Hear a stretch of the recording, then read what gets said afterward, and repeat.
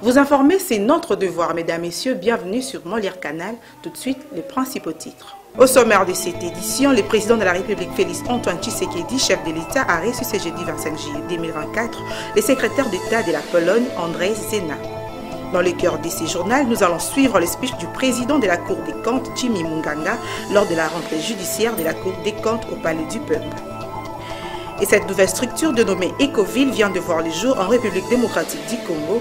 Tous les détails, c'est dans ce journal. Le président de la République démocratique du Congo, Félix Antoine Tshisekedi, a reçu une délégation officielle de la Pologne conduite par le secrétaire d'État Andrzej Zena.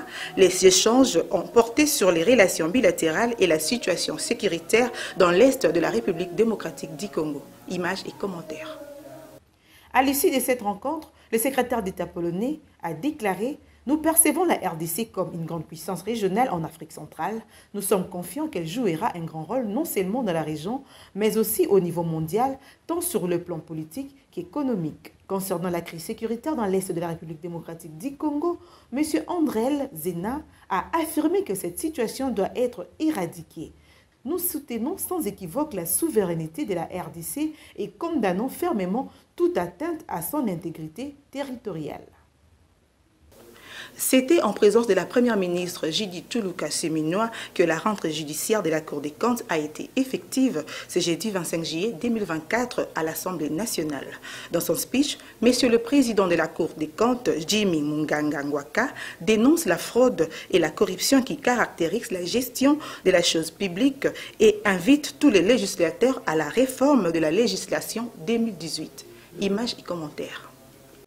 Le premier président de la Cour des comptes, M. Jimmy Munganga Ngwaka, dénonce la fraude et la corruption qui caractérisent la gestion de la chose publique. Dans son speech, le président de la Cour des comptes invite tous les législateurs à la réforme de la législation 2018 au motif que le comptable public soit justifiable à la Cour des comptes et les donneurs d'ordre au nom des immunités échappent au contrôle. Pour sa part, le procureur général près de cette Cour, Salomon Toudiché, a axé sa mercuriale sur les renforcements de la cohésion et la solidarité nationale. Des établissements ou organismes publics, d'autre part, sont en réalité des réalisations en plein jour des actes de corruption qui se font la nuit, dans le noir, en cachette, à l'insu des oreilles et des yeux indiscrets, d'où la difficulté de leur capture.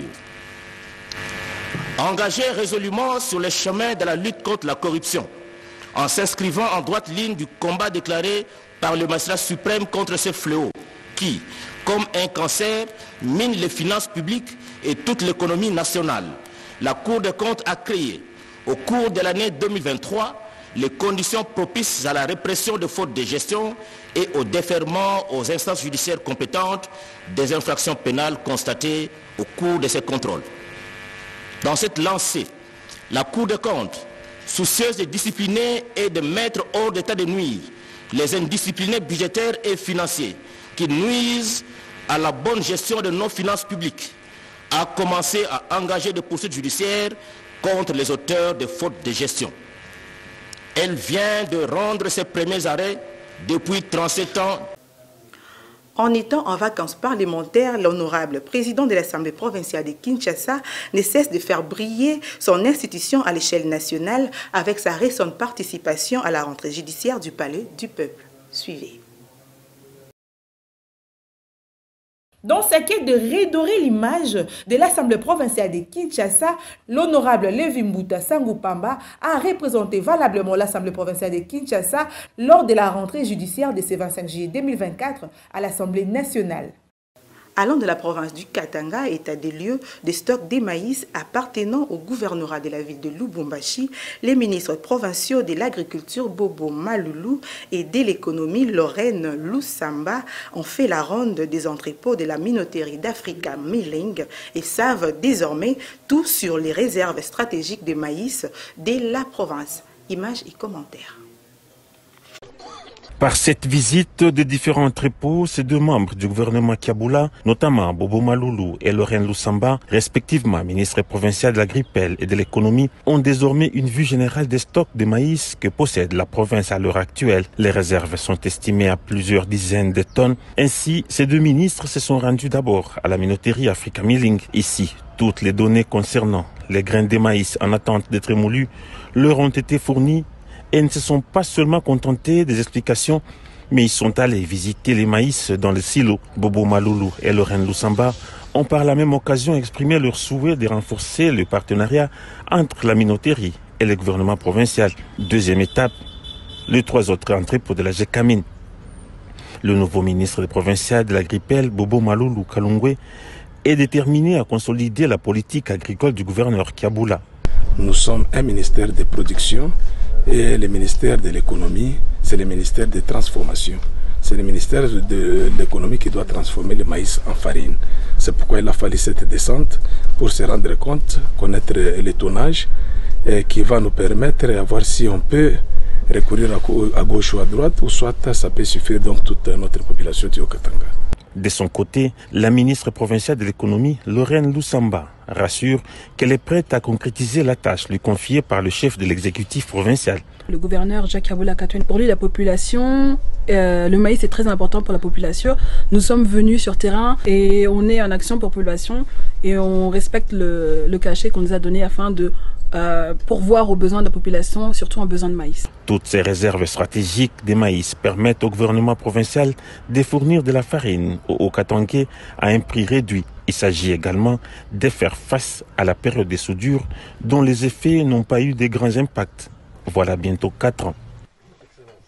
Parlons société. À présent, la fondation Ecoville, une nouvelle structure en République démocratique du Congo qui lutte contre l'insalubrité, dont son président Jacques Bossalé a, dans une interview accordée à nos reporters, parlé sur sa vision pour le bien-être de la population congolaise.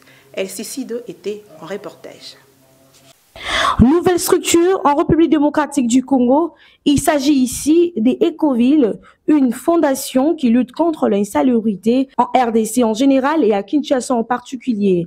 Jacques Bossalé Bangombe, président de la fondation, explique. Donc l'Ecoville, c'est le nom de la fondation. Elle a vu le jour au mois de février de cette année. Donc elle vient à peine de commencer. Et nous sommes donc installés déjà installés en RDC. La branche principale où nous allons vraiment œuvrer ici en RDC, c'est déjà l'environnement. Et on peut aussi toucher dans ces branches-là une partie des santé aussi, parce que l'environnement est quand même lié avec la santé. Et vu que nous, on sera dans le domaine des assainissements de la ville, donc par rapport à nos rues, pour que nous puissions vivre quand même dans de bonnes conditions et avoir une bonne vie de santé. Sauvons nos rues, telles que décrit dans les relapes, Jacques Bossalé saisit l'opportunité pour nous parler des différents objectifs et apports de cette fondation pour le bien-être de la population congolaise. En circulant dans les villes de Kinshasa, dans les rues de Kinshasa, et notamment dans les communes, on a vu les délabrements qui s'occupent de cette ville-là, c'était vraiment lamentable. En tant que Congolais, ça m'a fait mal au cœur de voir que des populations vivent dans des genres de conditions, c'est pas humain.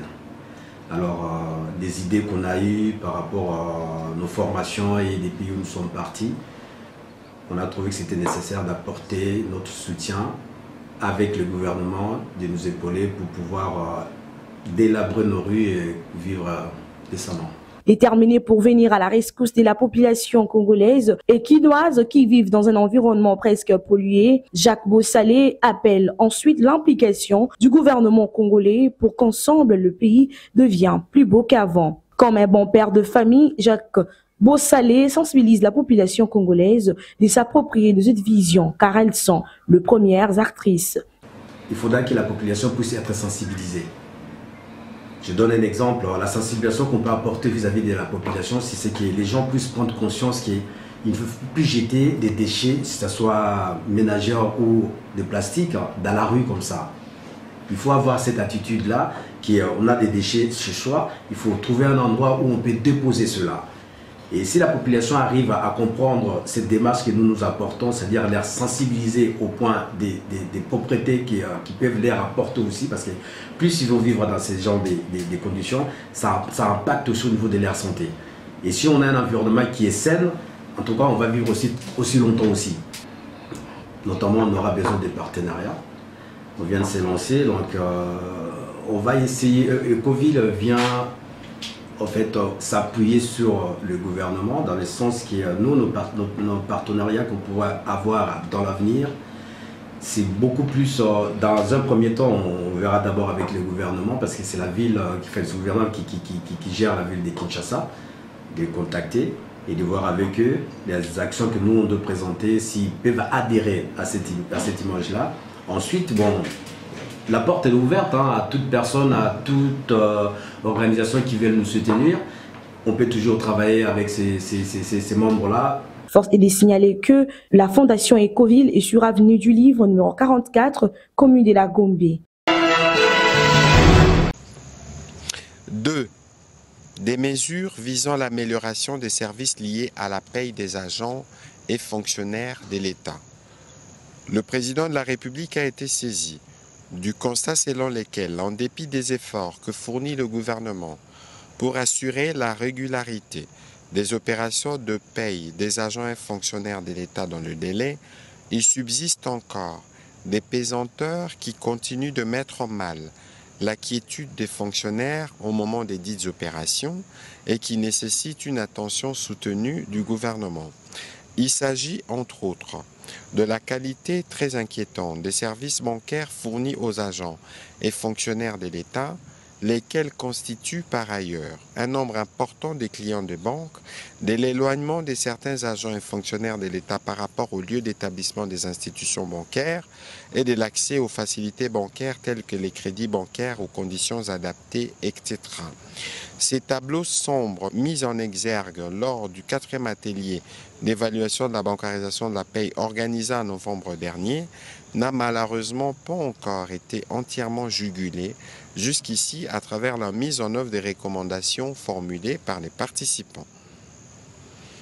Quand bien même la bancarisation de la paye est une impérieuse nécessité pour l'inclusion financière et la gestion rationnelle des finances publiques, le président de la République a rappelé qu'il est impératif de savoir qu'elle ne doit absolument pas s'ériger en occasion supplémentaire de supplice pour les fonctionnaires dont les salaires devraient être perçus à temps sans faire l'objet des retenues injustifiées ni de toute autre forme de tracasserie. Au vu de la criminalité qui s'accroît dans la capitale durant les week-ends, les groupes mobiles d'intervention Alpha a tenu une parade militaire ce vendredi 26 juillet 2024 au Constuc pour donner de nouvelles orientations aux éléments de la police afin d'assurer la sécurité des paisibles citoyens. Le commandant Charlie Kassongo a aussi interpellé les agents de la police de ne pas seulement arrêter les motos lorsqu'ils partent appuyer le PCR, mais plutôt de dégager la route pour permettre à la population de bien circuler. Une autre, on a parlé, c'est pour notre tronçon ici qui a des embouteillages et que les policiers, quand on part en appui en PCR, on n'est pas seulement pour aller arrêter les motos. Donc on doit appuyer et dégager la route. Et s'il y a des récalcitrants, là on arrête. Parce que la moto dire directement, 3e bande, c'est comme des tracasseries policières que nous luttons nous dans notre GMI. La problématique de l'assainissement de la capitale Kinshasa est de faire respecter la loi ne concerne pas seulement les GMI Alpha, mais plutôt toutes les unités de la police qui sont censées d'y veiller. C'est une opération qui ce n'est pas seulement le GMI Alpha qui le fait, c'est toutes les unités de la police. Il y a une instruction permanente du commissaire provincial, dont je cite le nom, le commissaire divisionnaire Mboula Kilimbalimba Blaise, qui nous a instruit. Ce n'est pas seulement l'assainissement routier des automobiles, donc il y a aussi l'assainissement des marchés pirates, c'est une opération qui s'est faite. Mais concernant le véhicule automobile abandonné ou bien mal garé sur la chaussée, le commissaire provincial les a donné une semaine que tout usager puisse enlever. En dehors de ces une semaine qui veut dire le communiqué était signé le 23, à partir du 30, vous allez voir que toutes les unités de la police, y compris le GMI Alpha en tête, on va recommencer encore l'opération. Il s'y est de signaler que le commissaire principal provincial de Kinshasa a donné les instructions aux éléments de la police d'évacuer tous les véhicules mal stationnés sur la chaussée dans un délai d'1 semaine. Et le GMI Alpha, sous la conduite du commissaire Charlie Kassongo, s'est mis en action depuis ces derniers jours. Une page rouge dans ce journal. La rédaction de Molière Canal souhaite un joyeux anniversaire à son directeur technique, Hervé Ngoy. Suivez. Happy birthday to you. Happy birthday, happy birthday, happy birthday to you. Happy birthday to you. Happy birthday to you. Happy birthday to you. Happy birthday, happy birthday, happy birthday to you. Happy birthday to you. Happy birthday to you. Clôturons ce journal avec ses communiqués nécrologiques. Communiqué nécrologique.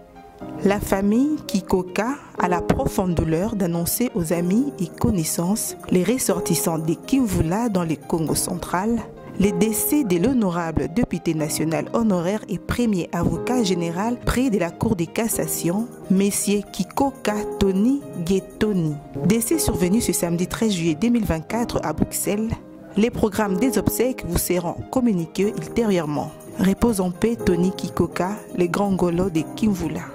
Ce journal est complètement terminé. Mesdames, Messieurs, merci de l'avoir suivi et nous vous disons au revoir.